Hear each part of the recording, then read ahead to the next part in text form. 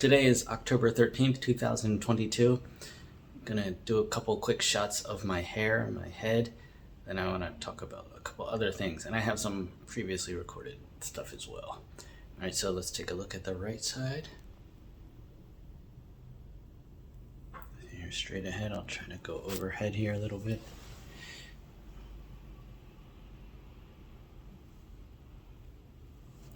Get from the left side. Get the back here.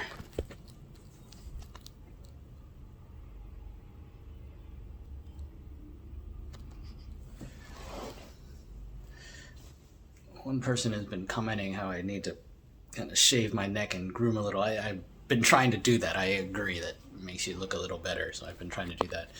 So as far as my hair, I'm very happy this hairline is very defined.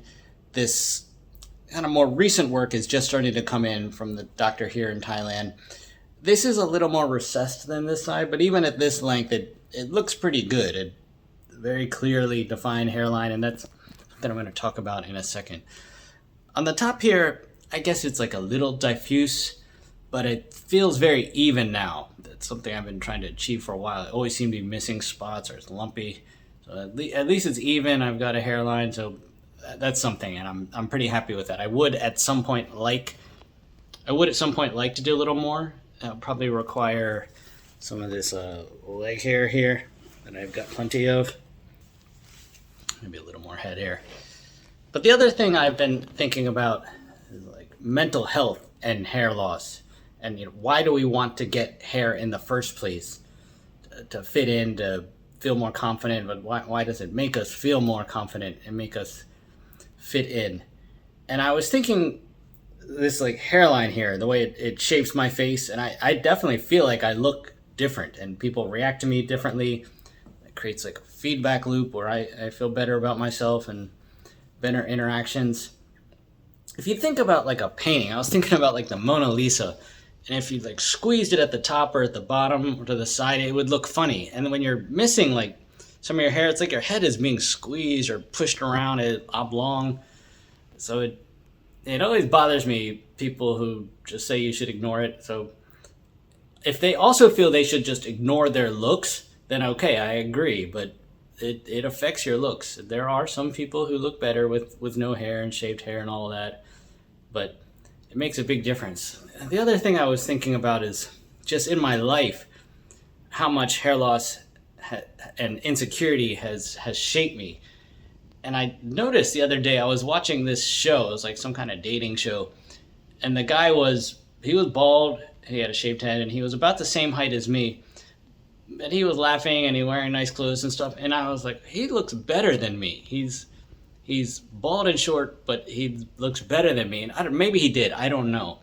But it's like this perpetual insecurity that's been built deeply into me from all those years of having hair loss and the way people reacted to me and the negative feedback loop when I was going through that experience. So yeah, it definitely is tough on your mental health to have any kind of like, I don't know if I call it a deformity, but irregularity. It's interesting also the way it's affected a lot of my relationships. Sometimes people ask something innocuous, like, hey, how are you doing? How are you feeling? And I'll get kind of mad, and I'll say, well, I'm fine, or why are you asking that? And it's, again, this kind of mental health damage from hair loss and other things about my appearance. And I guess you push away the people you love or trying to help you. It's just it's funny to me. It's something I've been thinking about, all the permutations of anything that's wrong with you and how it can make you hateful. It could make you insecure, spiteful, and then just push you the wrong direction. And that becomes a negative feedback loop. And that's something I have tried to be mindful of and change. And this hair loss journey and getting back to here has definitely helped. There's sometimes now, in the past, if I had a little argument with somebody and then I'd sort of apologizing and want them to be my friend, and I certainly will apologize when I'm wrong, but now I'm like, oh, maybe it's them. It's on them. I just got to move on. So, and then that creates my own confidence and positive reinforcement as well. So it's had a lot of benefits. Having even the hair that I've gotten back now, I'm, as everybody knows, I'm married.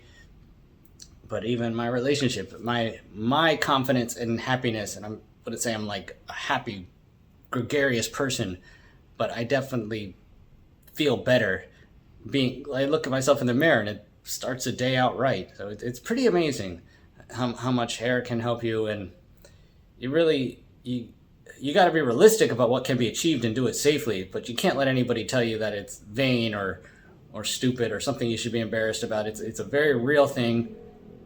It can cause mental health issues, insecurity, and damage your life. So it can let you get your life back. And to a certain degree, I feel that way at the point I have achieved right now, and I am thankful for that. One other thing I want to talk about is my book. I have done numerous drafts, and right now I hired an editor. He's looking at it. He seems to think it has some potential, but the publishing industry can be very fickle.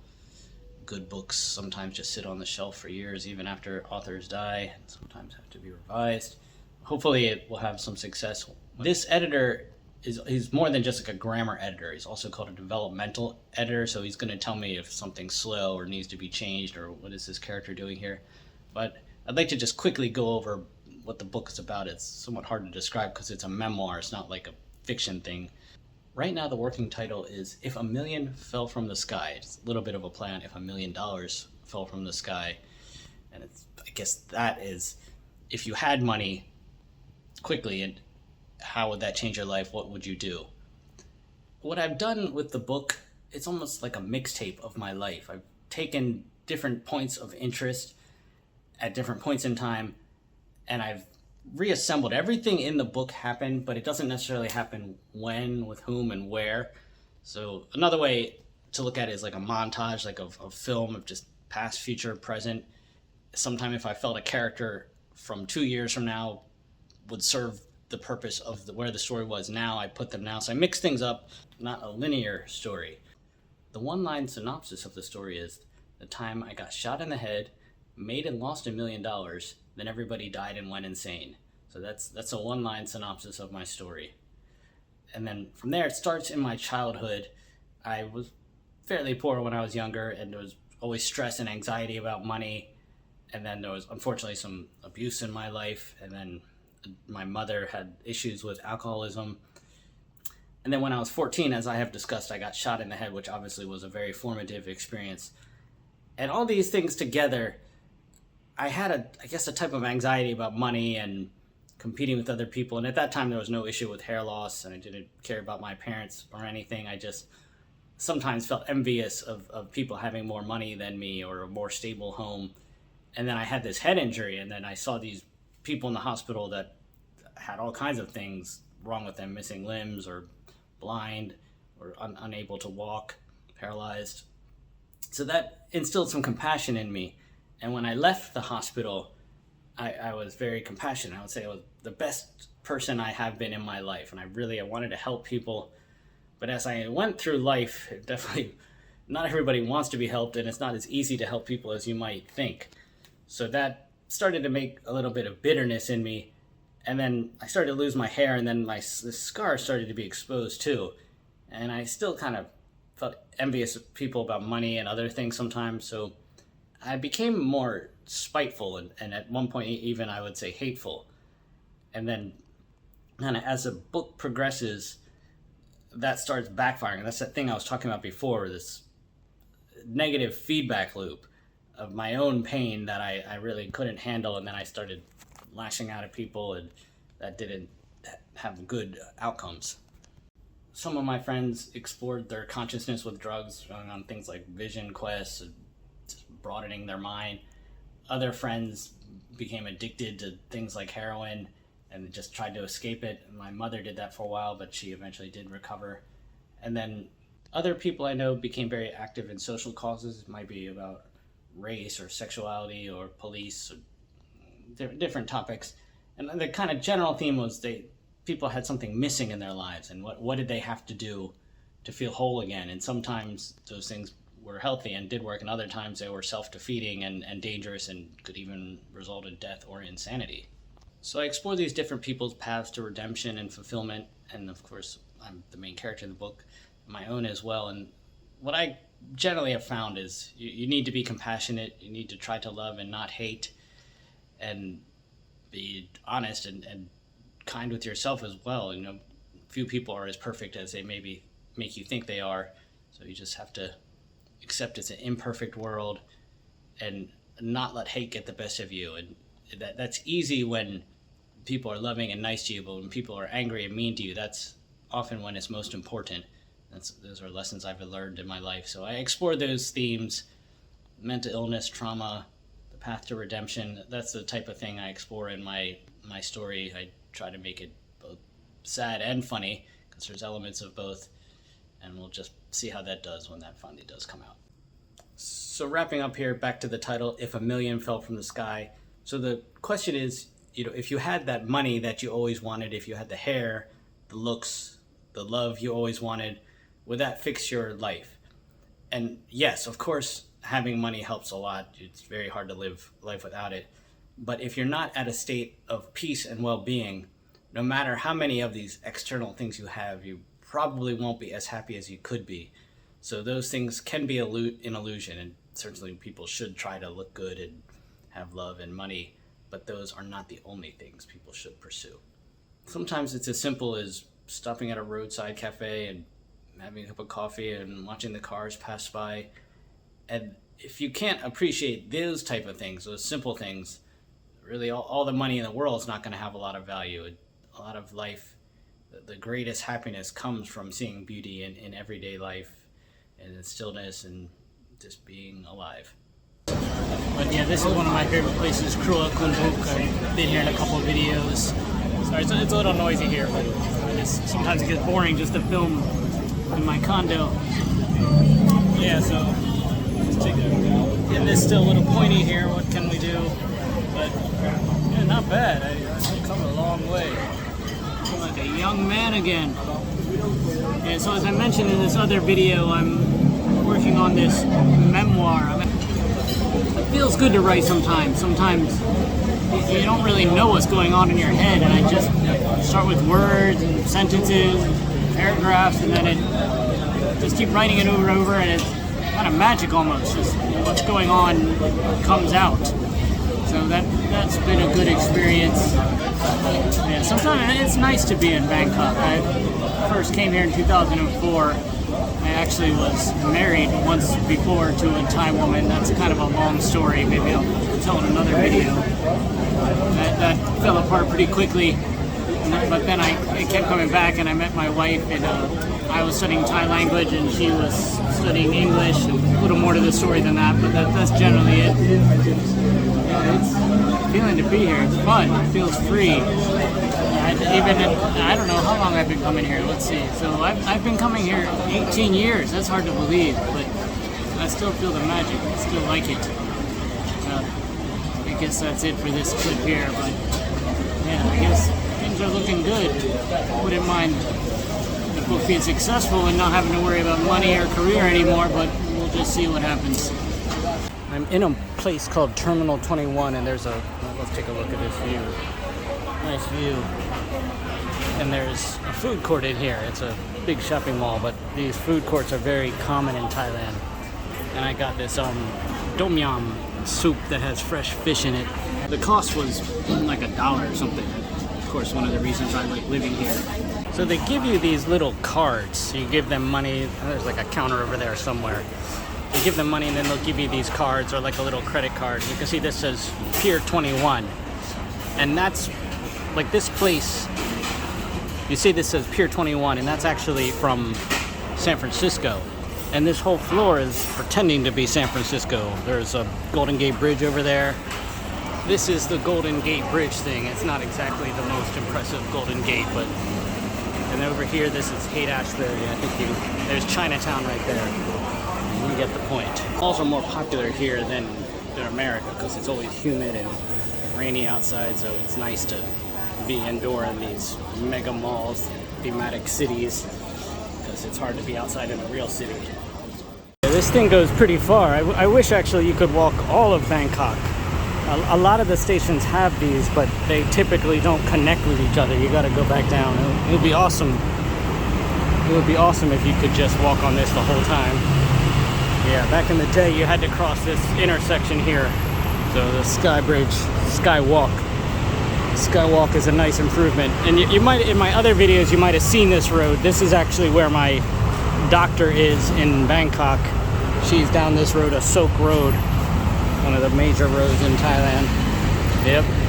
Wouldn't mind a little top up right now, but she's fully booked. I think people wonder about me sometimes in this video. I've heard some less than flattering comments, but how did I meet my wife, Noi? How did this ugly mug meet such a fine lady? Somebody asked if she was a mail order bride. She certainly would have been sent first class if she was. You know, my wife is first class, but no, that is not how we met. This is kind of a long story and I won't make it too long, but I was actually married before. I was married to a Thai lady for a very brief time. That was a stupid and ridiculous time in my life, but that did not last long. But that is basically my introduction to Thailand, and that's how I started learning Thai, was for her. That relationship was very short-lived. Really should not have gotten married, but I did. So then, yeah, I kept studying Thai language, and I just really couldn't get to the level I'm at now. I was at a Thai temple in Fremont, California. I worked at Stanford University at the time, and so I just convinced them to let me work remotely from Thailand. And I started kind of chatting with girls online that I might want to meet, and Noi was one of those girls. It just so happened that she was the first one I met here in Bangkok. She lived in another city, so I managed to get an education visa, and I came to Thailand to study Thailand while working for Stanford. All kinds of weird stuff happened at that time. There was actually even a coup.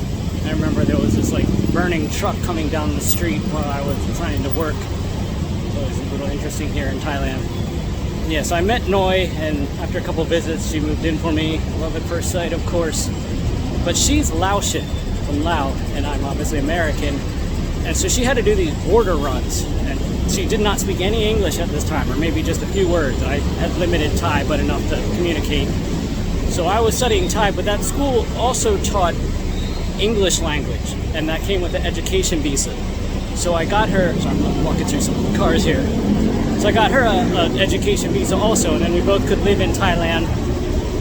We lived here for almost 2 years just together.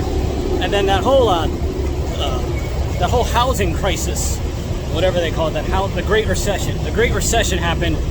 Things weren't looking so good with my job, so I needed to come back to America. So I decided to expedite our engagement and our marriage.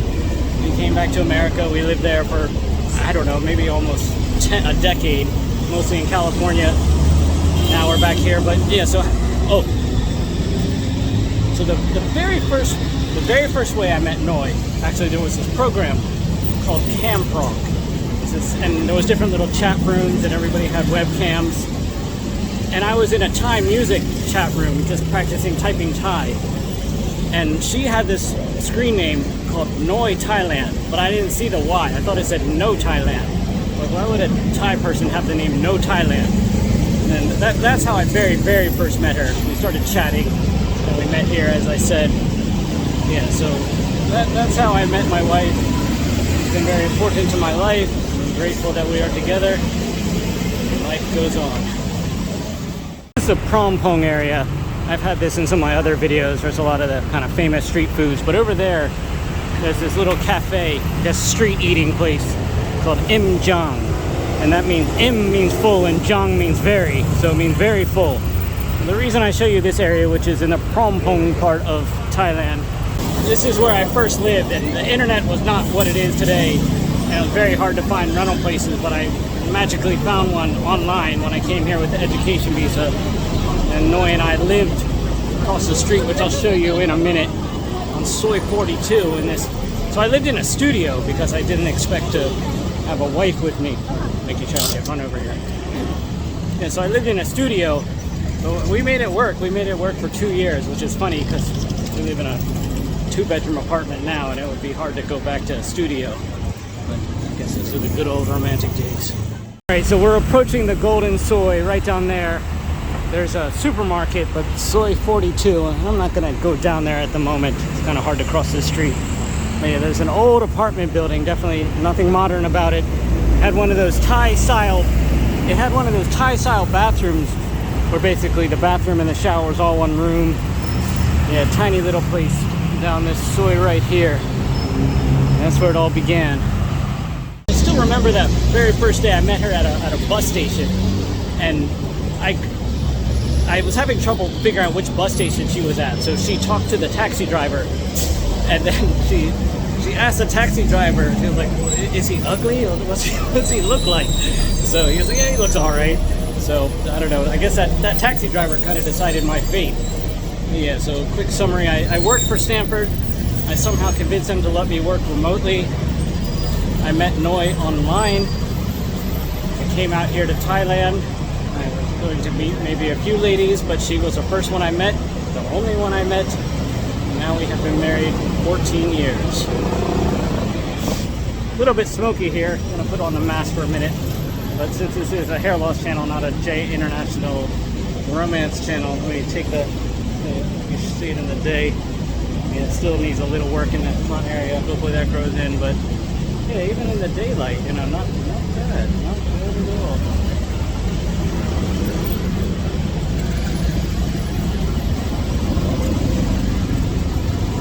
Yep, gotta get one more over the top.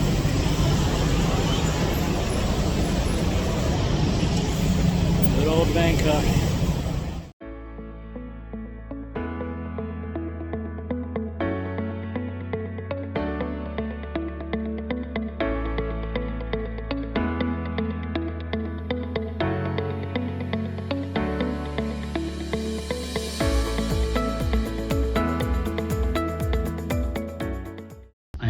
To embark on a fantastic follicular restoration journey, and this is my hair before. Okay, a full view.